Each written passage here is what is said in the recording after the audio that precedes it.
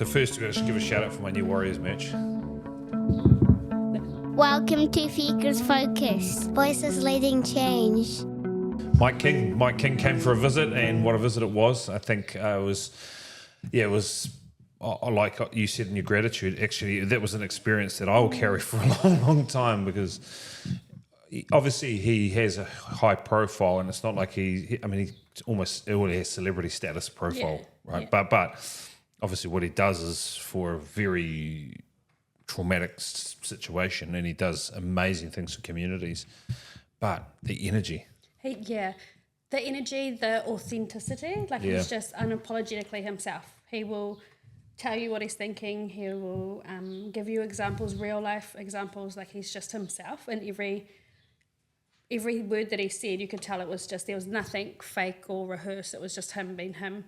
And I think that's the thing that I really enjoyed with connecting with him, was being around someone that has that deep passion, is just themselves, and who can weave the humour and all through this really meaningful conversation. It was really one of those meetings where you just walk away and you're just like, wow, that's the authenticity. special. The authenticity piece is, obviously he's got to have that for the role that he's in, but it's actually very refreshing. Yes, absolutely. And I think it allows you to be yourself around him too. And I think that was really noticeable in the hui, was that we were all comfortable. We all talked a lot about some quite sensitive topics, but we all could comfortably share in a safe space, because his authenticity let you be authentic. And the passion too was infectious. Yes, right? absolutely. You meet someone with as much charisma as that, and it is a very infectious environment all of a sudden, and and man, we were laughing. We can't share some of the kind of R18 stuff, the jokes and things that we were really laughing about in certain spaces, but it is infectious. Yes, yeah. And I think that that's key to how probably successful he's been, because when you're around him, you know that he's the real deal. Like, there's no... And he draws you into the cause too, because you can see it, you can hear it, you can feel it. It's like literally all around you when you're with him. I think the alignment too is we've really prided ourselves in storytelling. Yes, yep. And he's a storyteller. Yeah. He's the penultimate storyteller, and it was very clear he had stories, and there was links with so much going on. But man, his ability to just tell a yarn. And I think that he genuinely cares too. Like, he remembered specific people, like their names, their parents' names. Like, that's how much people mean to him, that he could really give you specific examples that have stuck with him, because he deeply, deeply cares about the people that his organisation works with.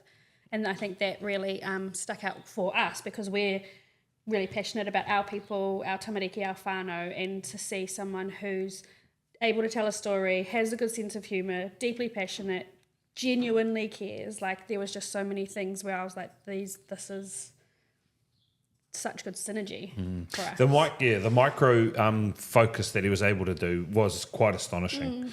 Yeah, and then he could zoom out to the macro very quickly. And remember all the numbers, the stats, numbers, boom, the data. boom. So he was his zoom out and like bam, bam, bam, bam, bam, tell it, like literally lining all the data up, and then like you said, whoop, back in and talking about families and names, parents, dates. It was actually quite again, it was a very humbling kōrero, because it's clearly the main purpose of around what he's doing is in terms of intervention at a stage of people's lives, which is the worst stage.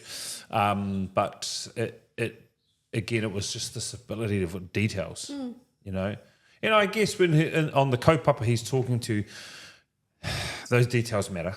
Absolutely. Because it's real people, real lives. Like, that's at the end of the day. Real lives lost.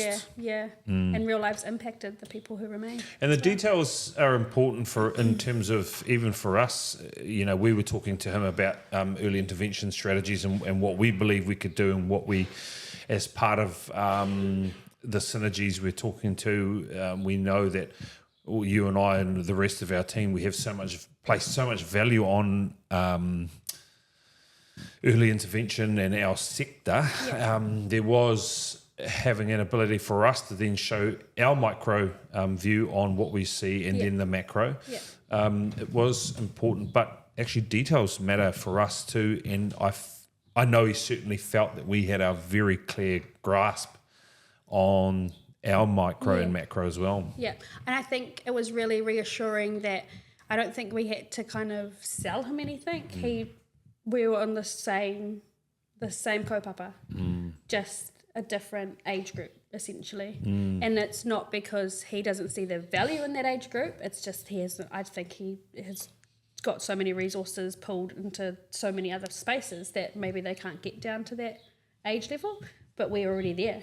Yeah, and the beauty again, and you pointed it out, that he was, he's a storyteller, he knows his data, knows his stuff, but when we presented what we were presenting, his intensity actually, because he just shut down, right? He went completely silent, like the whole room went silent, not just him, and it was a real shift in energy because you could see that he was really focusing on what he was reading and what we were saying and taking it in, but also he was like, you could almost hear him saying, whoa, like this is legit. Body language, whoa, way. Yeah. Yeah, and it was cool for us because that's his persona is this big, he wins the room through his energy, charisma, he's infectious. But when we saw someone like in that ilk and light, just really, the silence spoke more than anything else, probably. It was cool for us to be pumped up about it too. I know we were kind of sitting there, and the whole room went silent, and I had to fight the urge to be like, yes, just our idea is being seen and valued. And in that sense, we've tested some key things with Auro Focus. We know early intervention is the real key. And when we talk about early intervention, we're talking about that first 1,000 days, if not now 2,000 days. Yeah. And we know that's a real passion area of us. And the Auro Focus crew, which is myself, you, Courtney and Russ, we've iterated around and we've landed in points. And when we were presenting things like what we're doing with Mike, it's a huge pat on the back for us to be like, all that mahi, yeah, all those big thoughts, and having tangible solutions now because we know what we want to solve. We know that we want to support whānau and tamariki earlier and better, but we had all these ideas on how to do it. And how many months has it been? Yeah, it's just before I came into this, I was kind of looking back into that. I actually reckon we're, in terms of pure concept, I think we're about close to 5 months now. Yeah, and now to see it really actually starting to take shape in a tangible solution that we can offer people is like that, to have that happen in such a short amount of time, but also knowing how much work has gone on in that short amount of time and the intensity of the momentum and the real editing off bits, and it's been such a big process, and to sit with someone and see it validated was like someone of his stature, someone and who knows he's in an intervention Absolutely. space, he's in a primary health space for you, because it has been a wild ride.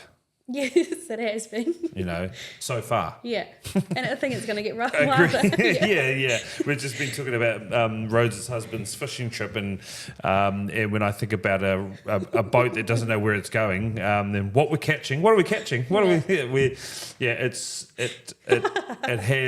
It has moved rapidly. Sometimes we haven't even seen that, but what's apparent to us as we've moved further down into this space, we know that our idea and our application and our intensity is starting to forge multiple opportunities out of just what is actually a very simplistic approach. Yeah. That's the exciting part. Yeah. the ability for it to grow and expand once we get started is so exciting. So if we rewind back, because we're saying about 5 months, and we look at Auro Focus as a delivery tool, we had some hypotheses around if we took away cost and we created a greater speed of intervention, so took away cost from the intervention, created greater speed of intervention, would that create better outcomes for children and whānau? We unequivocally can say that. Absolutely. We proved that within the first month of starting. We had multiple whānau that we started supporting rapidly within, the team asking for support, and within the next day in some of the cases we had support there starting. And it definitely showed that the earlier we were available, the faster we could get to those spaces where whānau and our teaching team and the child wanted to be. So the earlier the better. Some clear examples as a kaiako is the tension of waiting. So, we have a child that we want to support. We have utilised the available resources, our current experience levels, the documentation and documents, government-supported documents. We've implemented all that. We've got observations. We've got all that. And then you're like, now we wait. Yes. And we eliminated that factor. And the waiting is where a lot of the anxiety comes for whānau, like the not knowing. And then for our teachers, it's the tension of really wanting to support this child but just not having the right intervention. And just the know-how. Yeah. If I'm a young teacher that's come out of university and they've told me about A, B, C, but we forgot about D, and actually D is a really important part to actually supporting a child. And here's an E as well. Yes. Yeah. I as a kaiako, it is nerve-wracking. It's frustrating, and then you start, unfortunately, with that level of anxiety, you start to actually question yourself. Yeah. Am I any good at this job? And I think also the other thing is all of our teachers are deeply passionate about the tamariki they teach, and they just want to do the best for this child. And when you don't know what that is or you can't figure out, it's so hard as a teacher to be like, am I doing enough for this child? Well, a clear example we've got with this little person is we all had suspicions in the fact that this little person was potentially on the spectrum.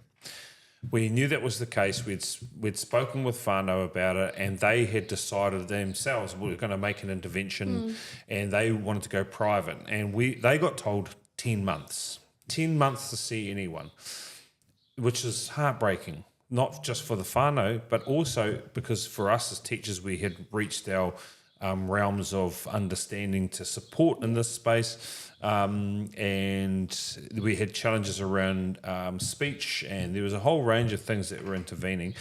We inject Auro into that space, and I think all up total time to help him get to actual diagnosis stage was 7 hours.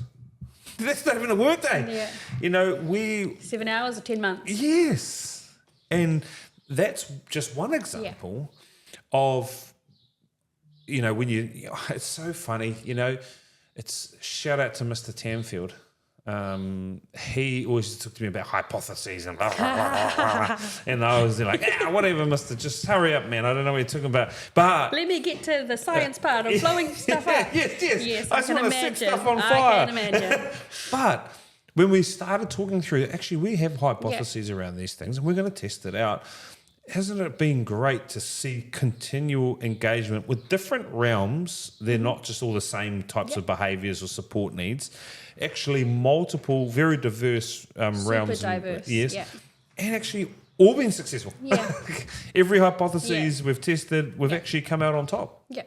And that's been a part of the excitement is like, yes. It works. Yes. Yeah. Going back to, because in your own space with your kaiako in that, well, first let's start for you as a young teacher, as I'm sure you remember back to even for me as well. What were some of the thoughts that go through your head when you feel like you're at your limit? So as a beginning teacher, I actually got handpicked this beautiful class. They were like, here's a small class, supportive family. Like they've got really great family, and we've got children that are doing really well. I was their year 1 teacher. In that year, the developmental change in those tamariki, actually, we figured out that probably we ended up doing referrals for 7 of them. Wow. Because there were signs or interventions that were not possible until they reached 6, usually. And then from then, that's probably the biggest learning milestone in my career, was that even on the surface, if this child is succeeding and doing well, they're not always going to be they may not always be like that, and they may need interventions at different points. And I think what I, as a beginning teacher, it was like, who do I ask for help, first of all? Well, I didn't get told that at university. I had a mentor teacher who was amazing and helped me, but, there were moments where I was like, is this normal? Is this not normal? If it's not normal, how do I know? Well, I hate the word normal, but you know what I mean. But we also based it on our experience of being in school. Yes, which was a long time ago. So it's figuring out, who do I even ask for help, and what's the process involved in it. And supporting whānau through it was something that I hadn't learnt as a teacher either, that actually, yes, you're supporting this child who is going through needing additional support, but you're also supporting a whānau that are on a journey themselves with coming to learn about their own child and how they can support their child and what that looks like. And then that's a huge part of the mahi that I did as a beginning teacher that I was really unprepared for. I think I was really grateful to have a supportive team in a quite small school where everyone knew everybody, and it was very much a whānau dynamic. So we all had each other's back and looked after, not each other as teachers, but the students as well. But at the early stages too, the importance of data and data that matters actually starts to come through. And going back to Mike, his grip on data was incredible in terms of informing. Because the beauty about data doesn't lie. Yeah, and I think that's one thing that I learned was when I was asking for help, they were like, where? Like, show me. And I was like, oh, how do I do that? Literally, how do I show you that this child needs help? And it was having documentation, data, and the right data. Well, data as a stack is an incredible way to prove your hypotheses or your concepts, but then you also need to bring in the expert knowledge, or dare I say qualification, to then further quantify the data that confirms what we're doing. And we know that Auro, again, with our hypotheses was create fast intervention by removing time and cost. In those factors, even as a young teacher, just like myself, and I go back to running records. Yeah. So we were told the running records 3 weeks, they're invalid. That's basically what we were told. So I had 32 kids. I had to running record 90 running records in a month, in a term, pretty much. And what happened was you started looking for, when you got good at it, you actually really started analysing the data. As you were doing it. Yes. And then I remember having the data and having the, because we use PM, and I'd do it, tick, tick, tick, tick, tick. And then I'd be writing the words they're missing. And then I'd actually pick out the 5 and be like, oh, wow, we're all missing. We're missing the word. What's the trend in the data, right? Yes. Yeah. Cool. So in my next reading sessions, I was like, right, we're going to actually have we'd have a big guided reading book. I'd have intentional. Have it all, it was, and that was data, but it was all manual and laborious and things like that. And we know that technology today and what we're actually working on, we know that will change. But actually, the rich data, and hearing Mike's ability to recall and tell us the rich data that they have and what they're continuing to do, actually was again another pat on the back, because that's actually the function of what we're trying to, what we're building at Auro. Yeah, we need data to better understand the needs that are out there. Without that, where do you even start? And data that's rich means it's authentic. It's actually quite transparent in terms of it's free of bias. It's it just paints a picture. It doesn't paint a biased picture that enables anyone to form opinions outside of we've got plenty of children that need support. In this area. Yeah. Yeah. Yeah. And when we think back to it, you know, we talk about early intervention because I know you have got stories, I've got stories, Russ has got stories, Courtney's got stories, we've all got stories as even within Future Focus that we know if we can start when they're 2, 3, we have got a far higher probability of solving what they need in terms of learning support and just pure support by 5, 6, 7. And I know it seems like it's not rocket science, but it's just not happening. No, it's not. The power to change the path of a child's life is these early years. We can literally set them on a different path, but it's not widely practiced. And I think there's a lot of factors that feed into that, but let's figure it out. And what are some of the factors that we've come up with? Knowledge and understanding of the early years and how formative they are. And also to add to that, we're saying knowledge and understanding, but actually acknowledgement that we're a true, real and genuine education group. Yeah. We're not a group of babysitters. Yeah. We're actually educators that deeply know. Yeah, professionals holding degrees that know children. Yeah. Literally spend 30 hours upwards with some children for 4.5 years of their life. Like, that's a lot. And the time of their life with the biggest growth rate. Correct. Mentally, emotionally, physically. Like, the growth in those first 5 years is insane. We'll put it this way, 2,080 hours is the figure that we have to move up a step.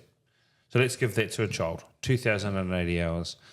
A school year, in retrospect, if we were to take, which is 25 hours of learning a week, that's take away the holidays.